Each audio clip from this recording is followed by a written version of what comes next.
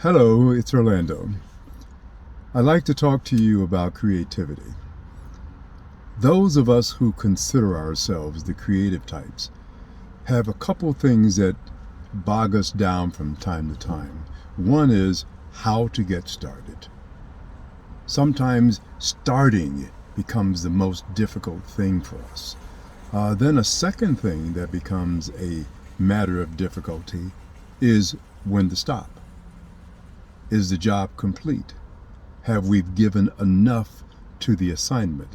Because there's this word called perfection, which gets in the way of us finishing a task.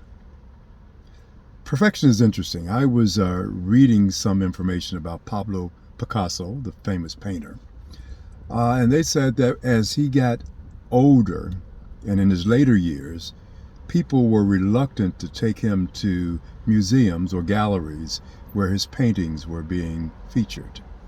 The reason for that was Pablo would look at the painting and decide that he could improve upon it. He would try to go up to the painting and try to take his brushes. I don't know how they actually worked that out, but he went up there wanting to change it. Now, here are works of art that we consider masterpieces, but Pablo, looking at that work of art from a different perspective, from different experiences, and looking at it with fresh eyes, wanted to change what we view as a masterpiece.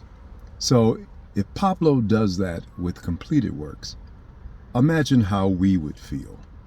So I'm saying all that to say that when you come to the completion of a task with your current vision based on your current experiences, we may decide to, this is the complete work and let's walk away from it.